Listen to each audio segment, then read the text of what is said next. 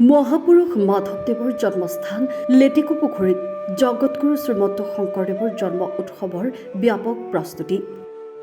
জগতগুৰু শ্ৰীমন্ত শংকৰদেৱৰ প্ৰিয় শিষ্য মহাপুৰুষ মাধৱদেৱৰ জন্মস্থান লেটেকুপুখুৰী। সমাগত দুৰ্গা পূজাৰ সমান্তৰালভাৱে প্ৰতিখন গাঁৱৰ ৰাইজ ব্যস্ত হৈ পৰিছে জগতগুৰু শ্ৰীমন্ত শংকৰদেৱৰ জন্ম উৎসৱ আয়োজনত।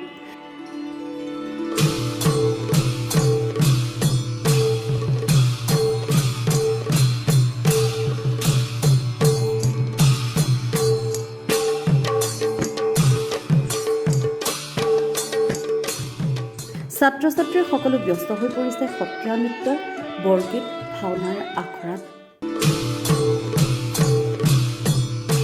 এয়া হৈছে লেটেকুপুখুৰীৰ সামগ্ৰিক পৰিৱেশ। ইয়াতো পালন কৰা হ'ব গুৰুজনাৰ জন্ম উৎসৱ।